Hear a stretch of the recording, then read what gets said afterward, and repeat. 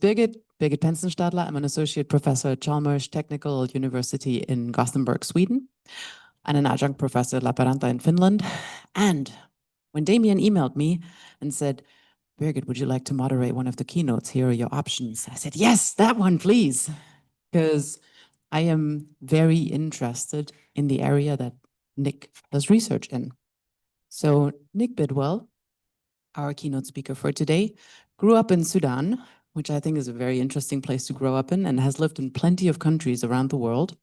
A very accomplished scholar in HCI research. She was also founding chair of the sustainability group of SIGCI, and has founded AfriCI, the African HCI conference, has lived in Africa for a long time. Currently, she's a professor at Charles Darwin University in Australia.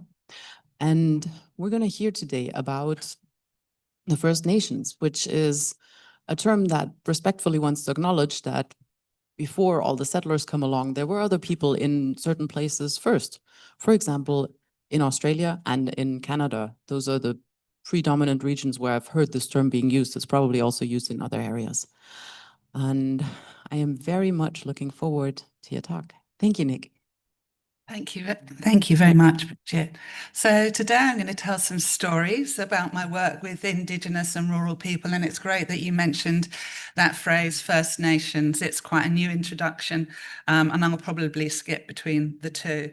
And I'm hope to compel you that we need inspiration from these people, and to compel you to listen to them telling their stories on their own terms. So, as Bridget said, that my area is HCI, and my research practice for the past 20 so years has been working ethnographically in ethnographically informed participatory design in mostly rural areas.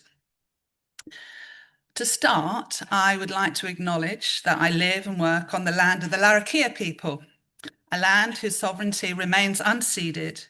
I pay my respects to their elders, past and present, and I acknowledge that my work in Garamela, which is called the name for Darwin, takes place on Aboriginal land. I recognise that I'm a settler in Australia and also in Southern Africa, and I'm only able to do this work because of the work of Aboriginal and Torres Strait Island and Indigenous African elders, activists and thinkers. So it's lovely to return to Ireland after 5 years away. Back in 2019, I joined an EU project that aimed to influence environmental debate by supporting the creation of community radio stations in remote areas, and there was remote areas of Europe using low-cost technology that actually originally originated in Uganda. But ironically, when the project was first defined, it was unconsciously assumed that the nature within which the radio stations were sited was somehow inert, a resource to be appropriated.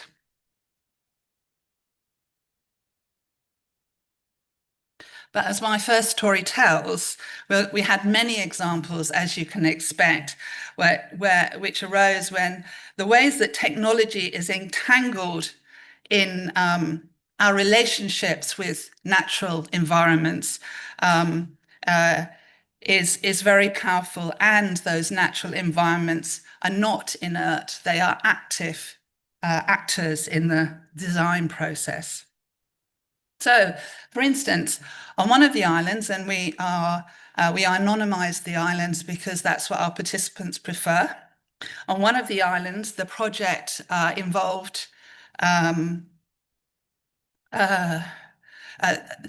part of the sustainability of the project's motivation in the island was the populations, their aging populations, and they're eager to sustain life on the island despite changes in economies and so on. So the transmitter and the mast and the antenna on the island was located at the highest point, a mountain, which it shared with a cross, which was not only on the highest point, but it was also lit up at night. So there was power available for that equipment. So the cross symbolizes the faith of the islanders, and their attendance at Mass every week is a community practice that is considered critical to sustaining that island population and its relationship with the natural resources of the island. Most visions of technology, though, we tend to assume that those nature and social relations are somehow stable, and that technology is the only element that changes. But of course, as we quickly find out, and we particularly found out in this project, in 2020, nature intervened. So my stay on those islands ended prematurely, precisely because social relations, and as they evolved with a change in nature, transformed. And in fact, those social relations and nature, the virus, co-evolved. So in 2020, the government introduced substantial restrictions on people and on island life, and requested that elderly people cocoon. So I wasn't on the island. You'll find out a bit in my story towards the end where I was. And Sunday Mass could no longer take place on the island in physical. So instead, partly because the priest was elderly and partly because all the community was elderly, so they couldn't go to the church. So the elderly priest began to broadcast his service from home on his phone. So this shaped our technology. Nature's intervention via the virus also prompted us to develop a text-to-speech technology. And this is because there were fishermen who got stranded from overseas, international fishermen, who got stranded in one of the bays and didn't speak the local language, didn't speak English or Gaelic. And so the station's volunteers recorded and transmitted information about the guidelines and about their situation, and they needed a way to make it understandable. So the point of this little collection of stories is that nature is an actor. It's not something that's inert. So I got involved with the EU radio project because for over a decade before that, I'd been working in the space called community networks, which has enabled me to live or spend time in many diverse rural communities. Community networks are telecommunications networks that are owned, set up, operated, and managed locally by people, often to address the cost of access to telecommunications, to the internet for rural communities, for instance. And the building and rebuilding of community networks illustrates how nature entwines with social relations, and it's implicated in technological change. So for instance, I studied a community network in rural Argentina where members set up and maintain Wi-Fi links across quite a big area. I should have taken those animations out, I don't know. So, and they learn in groups and they have a physical connectivity, a physical proximity through their bodies when they're learning about how to set up their mesh network. So they'll stand together and hold hands with the house that they could see, for example, in order to know which direction, the path they should have on the line of sight. And that connectivity, the social connectivity, entwines with the technology in their everyday lives as well. So, for example, there was a story, one of them said that every time a person upstream of her cleaned his house, the network got cut because presumably the vacuum cleaner knocked off an important thing, and then the network all the way downstream got cut off. And so members of the network have to adapt to each other, to the social relations, to the everyday habits, but they don't have to just adapt to each other. They also have to adapt to the natural setting, because their nodes, the access points, they're not. This is so weird. They don't exist in a void. That network is alive with currents. It's the atmosphere. So networks, the members find themselves adapting to the seasonal rhythms, to the foliage that grows to block lines of sight between themselves and a neighbor upstream, to lightning that fries their nodes, or to hail that smashes their routers. And it affects them socially and emotionally. So members of several CNs that I've worked with have explained to me how community networks reinvent communal traditions.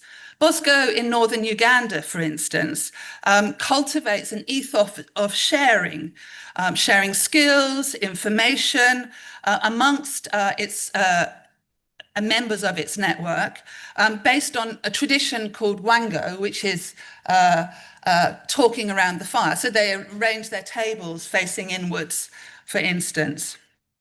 Their tables with their computers facing inwards, their access points. But this tradition of sharing is how many people in rural communities have survived for generations. So using the solar electricity that powers the network, some small businesses, there's 3 repairers in a little street. They repair electronic instruments. They share the electricity, but they also share customers, and they share their tools between the little businesses, and they share the knowledge and the problem solving when the new technology comes down, and they have to learn how to fix that technology. So this idea of togetherness, of what a chief in an Indian village that has a community network calls the we feeling. He believes that his community network is a way of adapting to the problem of fragmentation that's come with the mobile phone, because people gather around the access point. When you have limited resources, you won't have Wi-Fi in every single house. You'll have it at certain places in the village. But this also brings me to a point about the way that technologies can also disrupt those mutually sustaining and co-evolving human nature relations. For example, the mobile phone can isolate people so they're not aware of their relationships with other people in their communities, and therefore the relations they have with the environment can become degraded as well. So most of the CNs I studied have been using Wi-Fi networks. And in this village in India, people explained that it was only men that could go to the access point.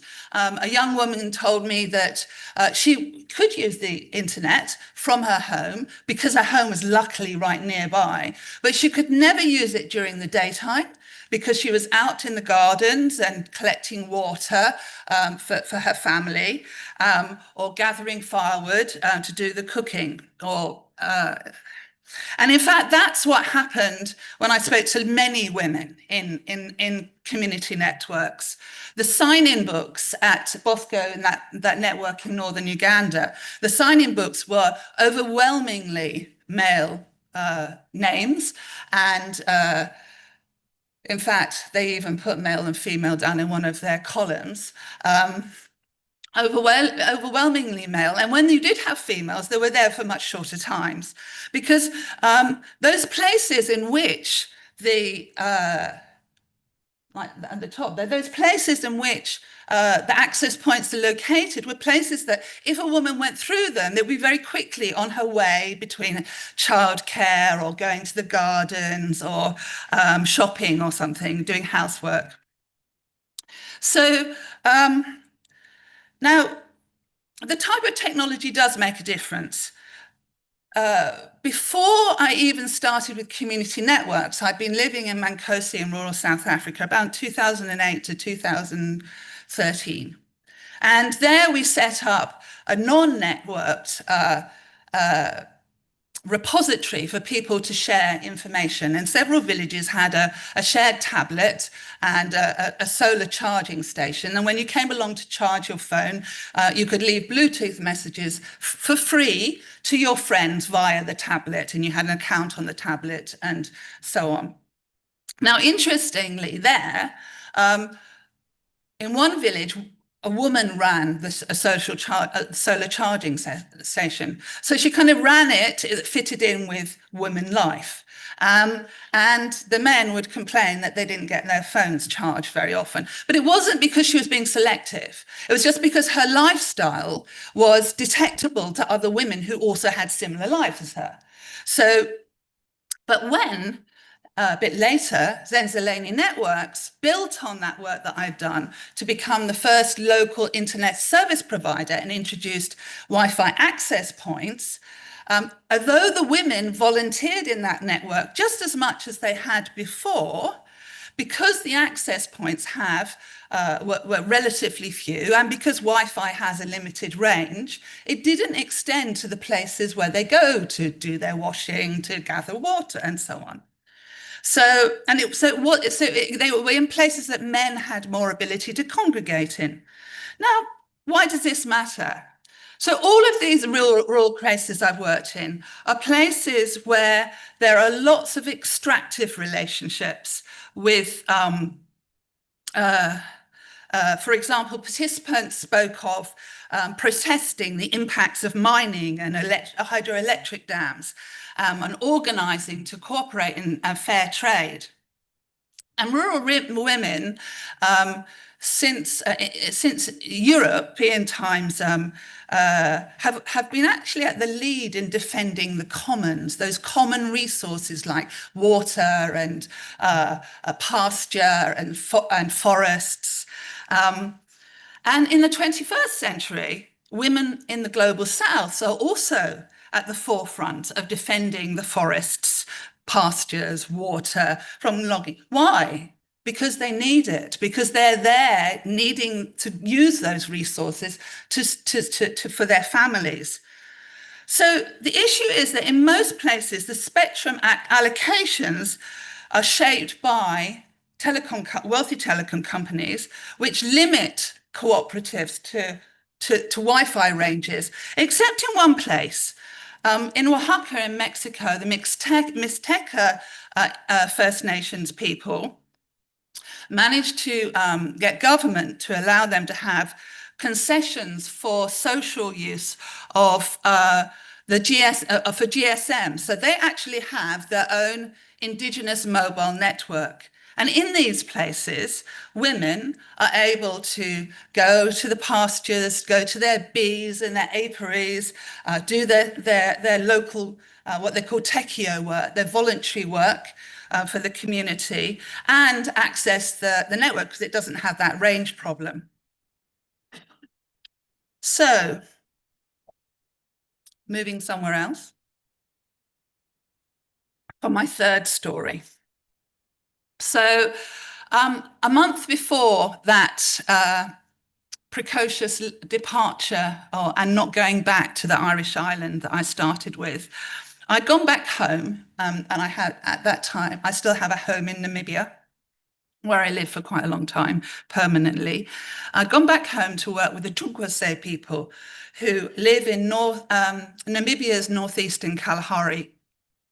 So they are the largest language group of the San people, whose traditional nomadic lifestyle has become very popularized in in something called the myth of the Bushman.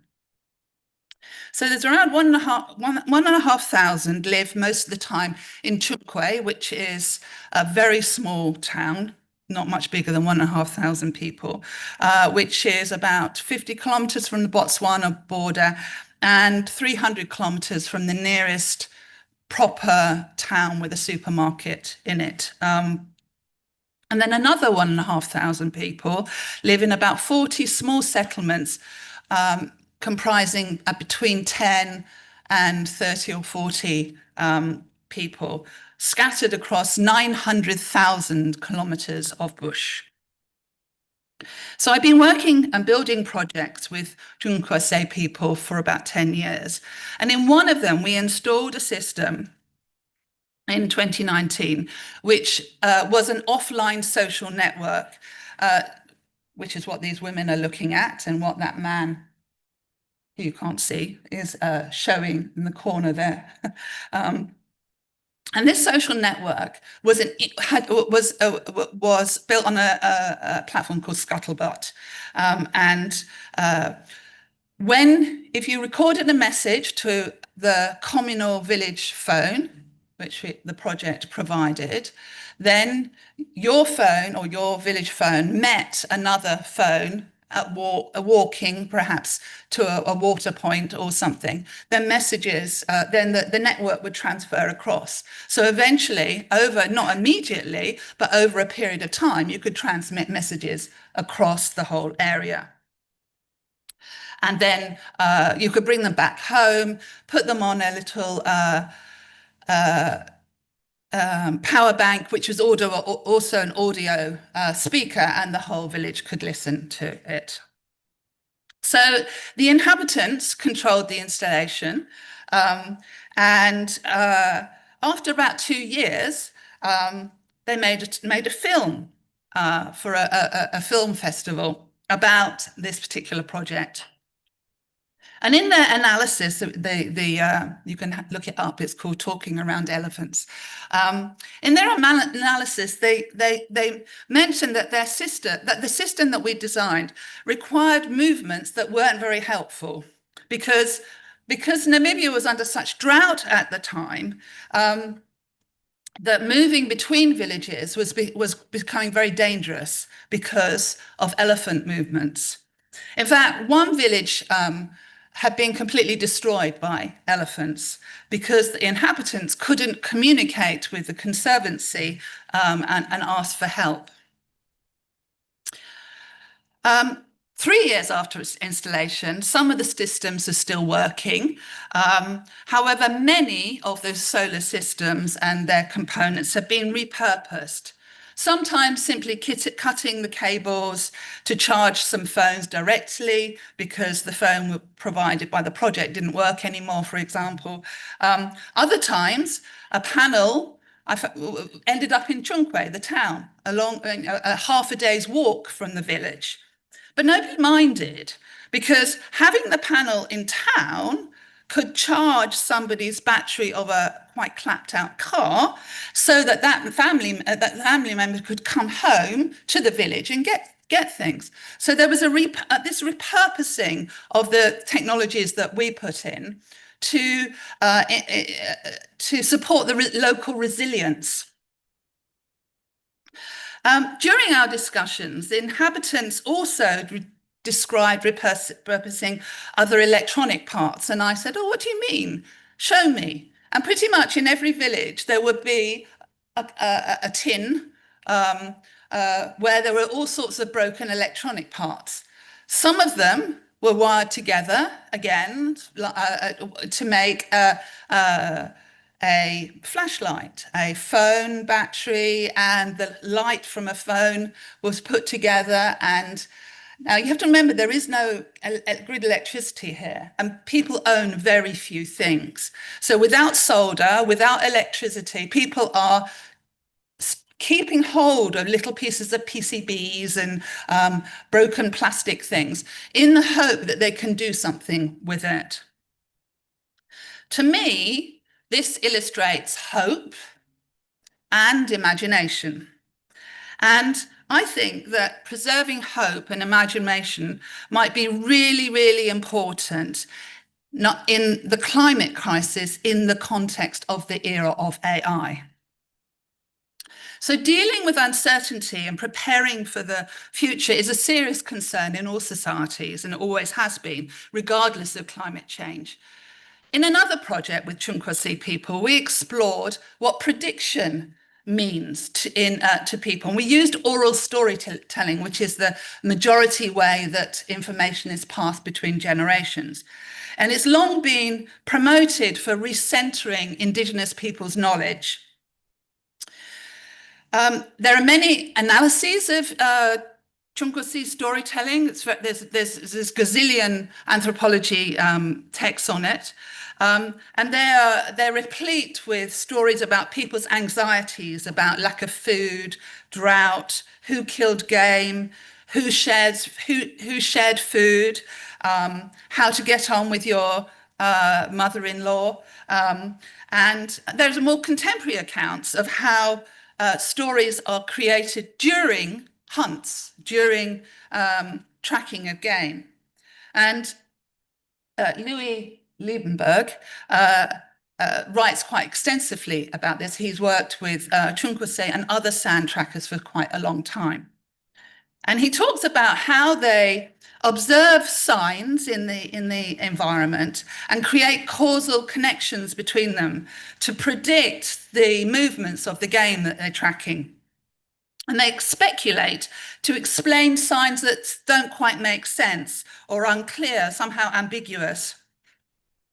So they gather every piece of information, not just natural signs like spore, that's the footprints, but also cultural symbols like jinxes and myths and legends to increase this sort of sensitivity of noticing, a sense of good sense, not a sense of good sense, a feeling of good sense, they call it. And when new information emerges after they followed the tracks for a little while that contradicts what their prediction was, they construct a new auxiliary hypothesis to explain those tracks. And all of this, Liebenberg suggests, is an imagination that increases the opportunities not only to locate the game, but also to learn more about the game. And they are incredible trackers. Like there are things that you think, well, you're not looking at, I can't see what you're looking at. And so they can pick up the tiniest thing and often right. Another thing that Liebenberg writes about and came up in work that I did with people in Chunkwe people in the Nainai, is that trackers identify themselves with the animal they're tracking. So the trackers think about what the animal would be, what they would do if they were the animal, and that in order to speculate about where the animal might be. And he compares this anthropomorphic reconstruction of animal behavior with insights about scientific thought, which I was talking to somebody last night about. So you might remember Einstein spoke of having a sympathetic understanding of being a light beam.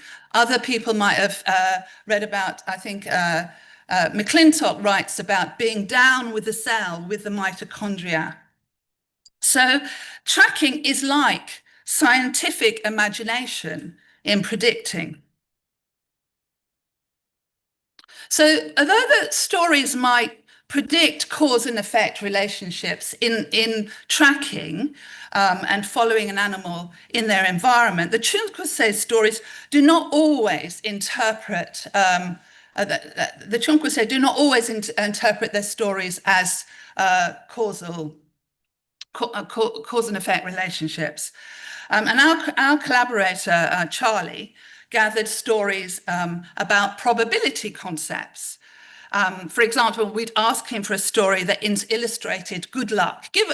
Tell us a story about good luck, Charlie. Find one from your friends. And he tells one here that he says, this particular story of good luck has been happening over and over again. My dad knew it, my granddad knew it. It keeps on repeating. You won't have a chance to read it all. You can read some of them in a couple of papers that we have. But it's about finding a kudu and honey and returning home with food on a day that where the village has been in starvation. So two quite unusual events to find both lots of food and honey on the same day in a particularly scarce time. But it's also about a person's thoughts playing a role in what will happen. And Charlie will say, your thoughts will play a major role in what is going to happen. So there are many studies of Chunkuse folktales and storytelling. And what they emphasize is that they prepare people to adapt to change, such as weather, droughts, floods, lion attacks, bad relationships with your in-laws, and their storytelling and their folk tales emphasize transformation. So a person might become a lion, an eland might turn into rain. And they emphasize experiencing the world as a changing stream of events with lots of inconsistencies, lots of vagueness, and lots of shape shifting with things changing.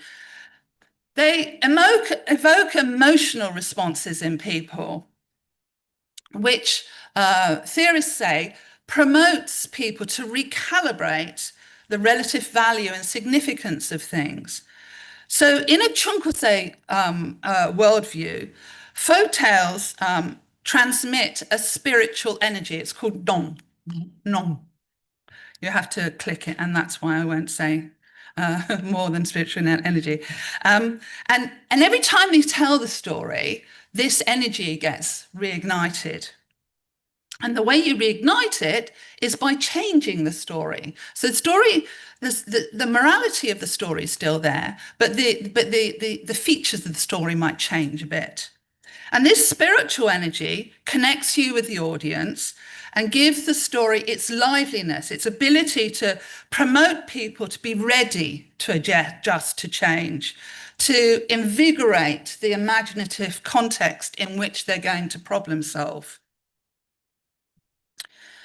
So in this era of statistical prediction and regressing us all to a mean, I think Chunkuse storytelling can remind us of our human ability to sympathetically understand being a natural phenomena and responding to changes with that natural phenomena. At the very least, we should be listening to it as we decide to take our big data centers and put them out there in the forests where there's lots of space and energy. As one of our speakers said in the past 24 hours. So I'm going to conclude my story with a talk with a start of a new story. Next week, I'll travel to Warrawee, which is in the Torres Straits in the north of Australia. And I'm on an ARC project with Ian Gumbulla, who's sitting there, and elders from West Arnhem communities in far north Australia. So in Northern Territory of Australia, First Nations people are a much higher percentage than in the rest of Australia. And they comprise most of the population who live in the most remote areas. And they are differentially affected by the hazards of increased frequency and severity of cyclones, of floods, of bushfire. And they are already a fragile community beset by many violences that have happened during colonialism in Australia.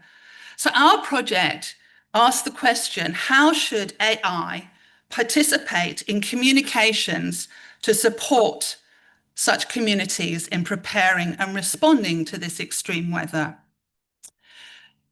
When you have many language groups like we do in the Northern Territory, it's very tempting for people to say all of those messages that emergency services might send out to communities to prepare them for an impending cyclone, a flood. We could just translate them, right? Just translate them into all the local languages to make them accessible and let them know what they should do to prepare. Or we could extract loads of information from their social media and we could send them personalized messages. But as we've seen, I hope you've seen through my talk, that if AI, like any other technology, is to participate in communications that truly support First Nations communities and don't cause harm to either them or the environments in which they care for, then we have to be sensitive to those human-nature relations. And we have to be sensitive to them according to their knowledge systems, not necessarily ours. So Ian refers to dreamings, which are ancestral stories that connect First Nations people socially, morally, ecologically, and spiritually to participate to particular places and features of places like rocks and rivers and different animals and different species of trees. Every First Nation citizen has their own dreaming, and it's linked to their family and their clan and their country. Country for a First Nations person is more than just a geographic or political area. It's a whole cultural thing that they feel part of and is both inside them and they are inside it. There's a much greater recognition of being part of nature and nature being part of us. So people know their stories and they relate them to environmental features. So that could be trees or animals or rocks, but it also includes meteorological features like winds. And Ian said that this knowledge is embedded in their lives. So if you're what they call an owner of the wind, it means that you have a custodial duty about it. You have to care for it, you have to interpret it, or you might have to engage with it in a ceremonial way. On behalf of the community. So this relationship with the wind or with a meteorological thing gives a strong sense of identity and sensitivity to it. You can get a sense of this from music from Ripple Effect, which are a female rock band in Maningrida, which is about, if you're interested in this area, it's about 50 kilometers, maybe 100 kilometers from where I'll be next week. And one of their songs is about an elder who has the appropriate relationship to call out to the spirits. And they sing about how she called out to the spirits about 10 years ago and directed Cyclone Monica, which was a top category cyclone that caused an immense amount of damage, away from their island. Regardless of what you think of that story, it's important to local people. And given that they've lived in Australia for at least 80,000 years, maybe they have, and survived in a very hostile to us environment through 2 ice ages, they may have something that we need to learn. Sadly, however, the decrease of the language there also means some of the knowledge is going. And as Jenny, who is an elder on Warrawee, is desperately trying to revive her language in order to keep people safe, because they don't have the language or the language elders to sing to the wind to keep it away, or to calm the fire, to calm the rain. So I'd like to thank you for your attention, for putting up with the fact that I had no formula on my slides at all. And I'd like to thank all the participants, elders, and thinkers and activists who have supported me in my work in the past 20 years.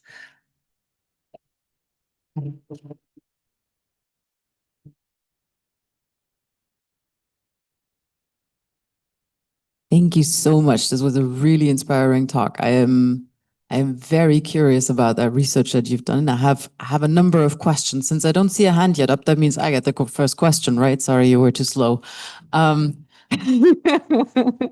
So one of my questions is, Charlie quoted essentially the observer effect. He said, by our thoughts, we influence what's going to happen. And so I'm curious, do you think the way how we tell stories these days about our lives and talk about what is going to happen going forward and all the concerns and worries we have, do you think that has to change in order for us to reignite and really change our futures? Yeah. So I can't speak for Charlie, but we've asked something similar to Charlie. And he, in his good old way, he always interprets things from many different ways. And that seems to be one of the things that that their knowledge systems seem particularly good at.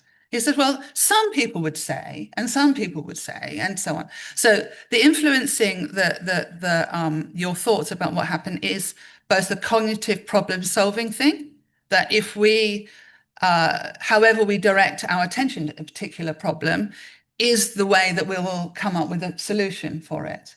So it's both a kind of cognitive, the way that we reason. It's also about an emotional state, how we deal with the things that are coming for us. And it's also about being open to opportunities. So he would say, where it really depends.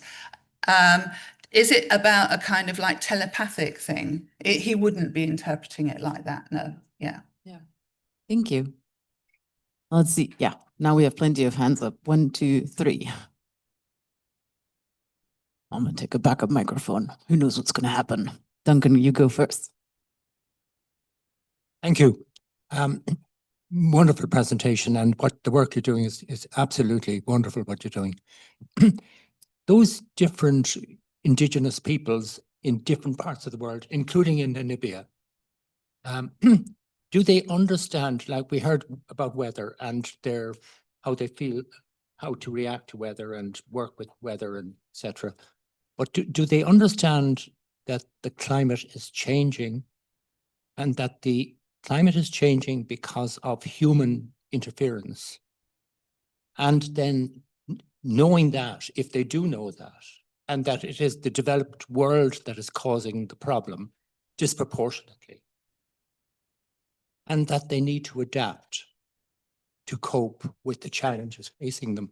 Do they understand those issues? Yeah, they do. They know. They do. And they're also at the forefront of activism because it's affected them. So yes, they are. And they're very active in the climate crisis resistant movements because it's directly affecting them. They don't sort of necessarily, I mean, the idea of who causes it, I think that if you are part of a culture, and this is me just speculating, if you're part of a culture that's been telling stories about that you can find evidence to support those stories from 60,000 years ago, you might think, like, yeah, well, at this time we're being messed up by those people in the global north. The last time it was, some other phenomena. So they might have a much bigger temporal view of it than us, potentially. I think in my experience, what there is most on local activist minds when they're doing things is how is it going to affect my forest that I love, that I'm supposed to care for? How is it going to affect the species of tree that is my totem and that I have a duty of care for? So it's not necessarily about assigning blame. It's about how will they manage their custodial and ceremonial duties despite this. So their priorities are not necessarily the same as ours. Patricia Lago from Vrije Universiteit Amsterdam.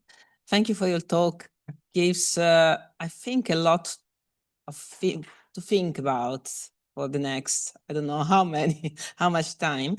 I read my question because I'm still trying to put order in my thoughts and what you inspires me.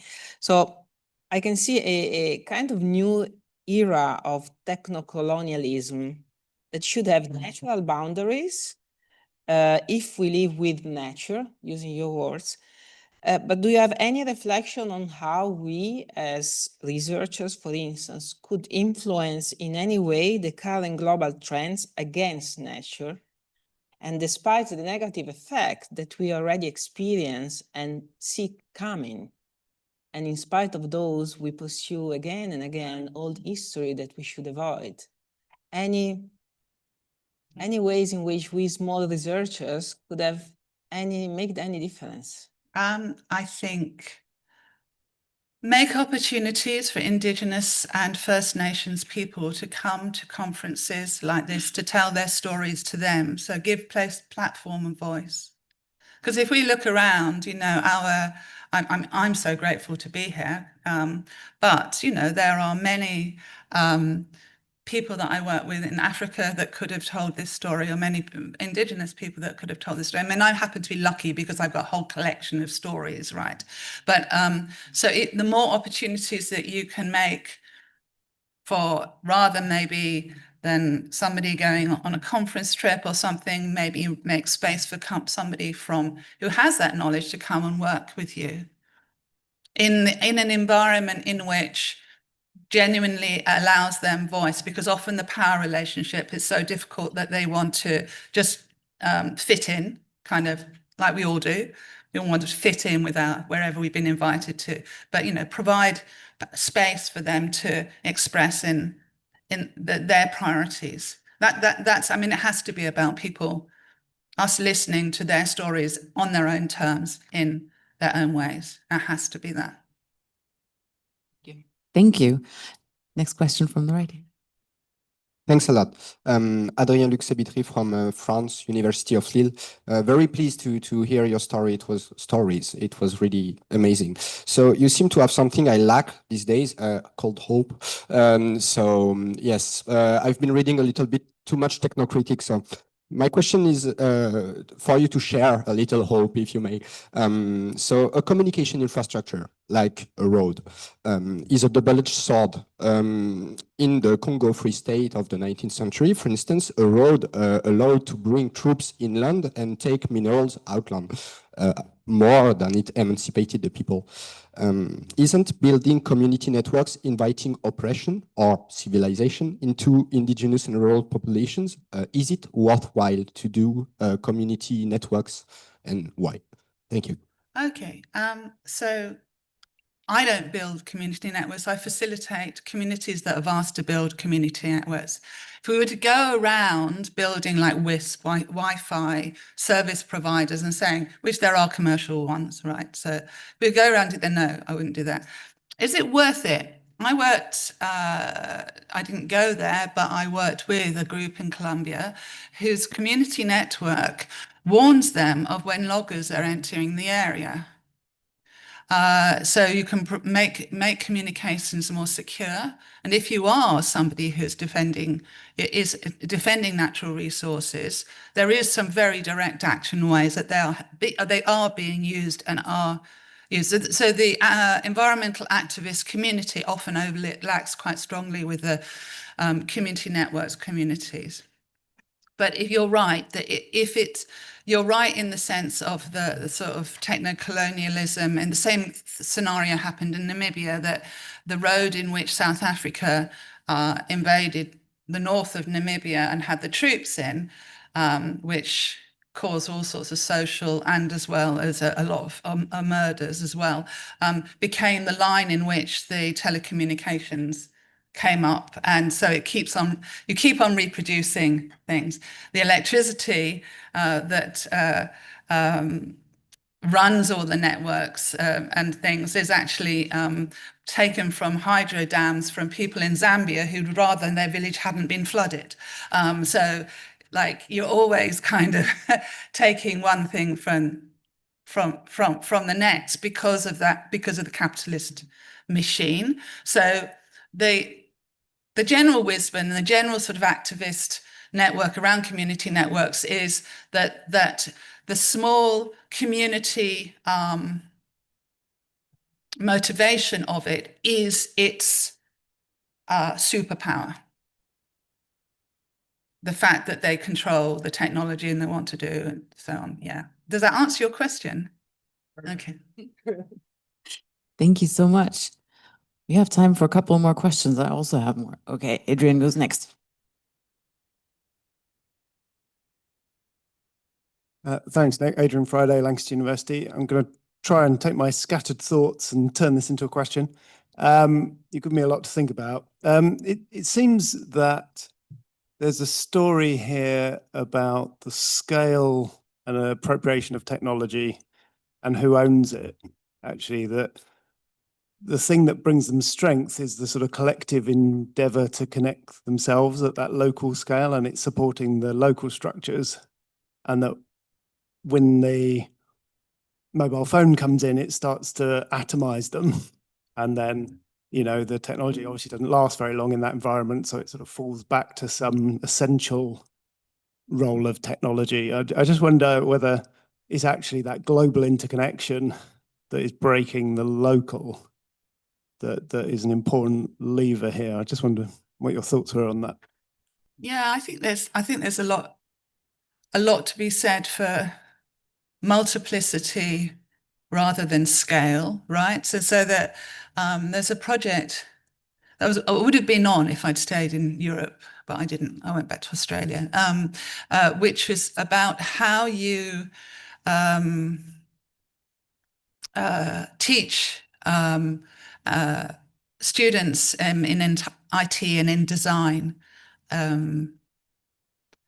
education to not work with industries on issues about scaling something, but work, but rather fix your sights on multiplicity and diversity as opposed to scale. So if you learn that this works in this place and it's good, what is it that you can take from that, which isn't simply just about reproducing the same thing, but what is it we can take from that setting that people can use usefully here? And which stuff would you just rather leave there because it would do, like you say, you know, that. So I think that and Light's written about this scale versus multiplicity a bit. And so I think there's something to be said. And you can definitely see that with the community networks, and it's also very tricky when you have to use technologies like Wi-Fi, because all of those regulations derive from places which are all about scale. Everything about them is scale. The people that go to the regulatory meetings are flying right there across the earth to go to them, and you know, ITU or something. So and they have absolutely no sensitivity to the small, to the local. They're all about big. So that's quite difficult, because that gets really embedded in our technologies from regulation to upwards. Yeah, in a way, it benefits from the scale, and the efficiency gain is the enemy of the replication. But that's a really cool answer. Thank you. Yeah. Thank you. Okay, we have a question up front, because it's very far for me to walk down and get my question in between, right?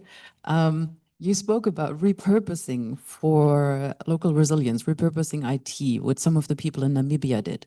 And many of us here in the room also think about digital sufficiency and minimalism. And part of it is purposes of resilience. Part of it is, how do we slow down this flood of industry trying to sell us more stuff that we don't want? What do you think we can learn there from the First Nations in this area? Oh, that's really good. So I haven't got around to writing up that paper about repurposing. It's supposed to be it's on my Kai menu for like the past 3 years, and I still haven't finished writing it with Charlie. So I haven't thought this thing through. So I think there's something about how they work out what's really valuable. Because I think like that repurpose thing, one of the things when I was looking at their tins of broken PCBs and things, I thought, oh, that's really interesting. It's lots and lots of colors in there. And in the environment, it's colorful, but it's a certain palette of colors, right? So it's reds and greens and stuff, not blues and stuff.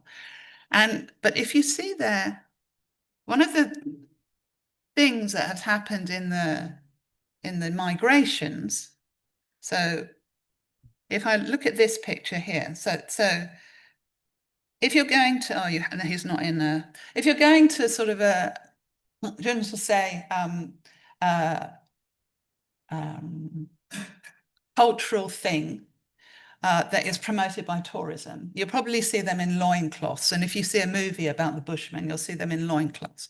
But if you're, and the women as well, if you see them today just going shopping or something, they'll be in this multiple coloured stuff. And they also have lots of highly beaded glass beads, right? And so this was part of their culture of trade over things. So there's colours and things. When I saw these tins of things, I was thinking, I wonder if they like them. Like that. Wonder if there's something in there. There's an aesthetic here that just catches their eye, just like those beads and colours and things. And I don't think it's just simply that, like children or magpies. I don't think it, but there's something there. But what also is interesting is they all collect things that are useful, but they don't want more than 4 or 5 things. So if you, so they really don't have very much stuff in the house. Really, really don't. I mean, maybe a person over their lifetime will own about 5 or 6 things. They really have, and they do save things. So there's something about maybe it's to do with, you know, if you're going to move from here to there and it's a long half a day's walk, do you really want to hold on to that chair for half a day in the heat? Yeah. You know, maybe there's just like, what's the real value of things? I don't really have a better answer than that. It's something like, there's something about valuing relationships and valuing landscape and land is just like so immensely more important than half an hour of wasting time of something. Yeah, I think what's the real value of this is an absolutely wonderful question to answer. Yeah. Thank you. Okay. Thanks, Nick, for a really fascinating talk. Really enjoyed it. Something I didn't really know know very little about, and know a lot more now than I did anyway. Forgive me, I had to leave for a few moments just at the end of your presentation, so hopefully I don't ask you a question someone else in the audience already has. As networks become more extensive and pervasive in the society, do they suffer from any of these like social media issues that we have in the West? You know, is there issues about abuse and that happening? And parents worry just about them just as much. So exactly the same phenomena of fragmentation, polarization. Exactly the same. Saying things that you shouldn't say. Yeah, so exactly the same issues. Yeah. Some things are universal, I guess. Yeah. Yeah. Thank you. Yeah.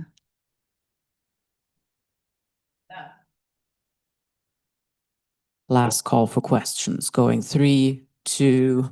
Oh, we have 2 more questions. Of course. Can I have the other microphone just in case? All right. Last 2 questions for today. Hi, thank you for this very interesting presentation. I was really interested in the story about the perception of the weather, because here we all complain about the weather when it's bad, and there it seems that it's part of the daily life of it's part of the community, it's part of them in some extent, and so the narrative, the mindset, and the perception of reality is dramatically different. And my feeling is that you're presenting, so to say, a different world that we live in here in the global north. And so, according to you, in view of climate change and environmental challenges, should we move towards their perception of reality, and how? And this is maybe, or at your personal scale, what do you believe we should do to move toward their perception? So I think we need both, and and most of the people I work with say the same. We don't want to. We need the best of both, right? We don't want to. No one I know in Namibia doesn't want to. I taught computer scientists in Namibia. They have just the same interests as you, and just the same good, ideas. So, but when you come to rural areas, I mean, about 50% of the world do live in contexts like this, even if I've given some extreme examples, right? So, so that's a lot of people, and they're looking after a huge amount of land. So I think we just need to, if they turn around and say us, okay, we don't want your centralized data center or here because it's going to mess up our rivers, and then we have to listen to them. Like, just that's it. Ultimately, we just have to listen to what they say about the land that they have been on for a very long time, and it's not up to us to go and use it as a big kind of filling station for our own wants and needs. So it's about power relationships, I suppose. It's just about giving people proper voice and supporting their voice, rather than saying, I mean, one of the things that's important in my work with Ian in the project at the moment is I can't pretend, I can't speak for that worldview. I didn't grow up with it, right? They should speak for their worldview. So I can't say whether it's better or not because I grew up like a scientist. So I can speak for that one, but I can see how valuable it is for the land, and that we can all learn a lot if we just respect that there's something there which is good and is important to them, and they have looked after the land for a very long time. So maybe we should let them do it for their way. Thank you very much for the talk. It was really interesting. My question just follows on from Damien's in regards to like just community networks and social media. Whenever you talk to a lot of people my age in their early mid-20s and the effect of social media, and if you allow your child to have social media, a lot of the time the response is no, or you'd wait till they're 15 or 16. How do Indigenous people in these communities in their mid to early 20s view these social networks? Do they view them as a positive or negative? And how do they view them on their future children? So in the rural communities in which I mostly live, in those, they can't afford to be on them in the same way as, so that it's very costly. They don't necessarily have access. So they're not, their screen time is not as much as a person here. Sometimes they would use them in fairly practical ways, like for crowdfunding, if they've got a little enterprise that they would like some of their European contacts to help fund or further families, they might use it in kind of practical ways. And then the rest of the time, it's kind of similar, with similar concerns to parents here. So that they have exactly the same concerns.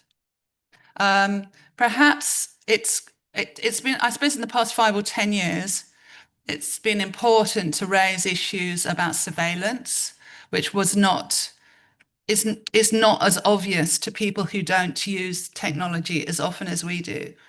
So if you don't use it very often, then you're not going to get personalized ads which warn you, somebody's watching me. If you only go on every week or something, you're not going to notice. So there's some things that there's an extra level of education to warn people about some of the dangers. But other than that, yeah, I'd say they're just as concerned. Thank you so much. That was a lot of questions. Well done, audience. Even better done, our dear speaker. So let's thank our speaker again for this wonderful keynote.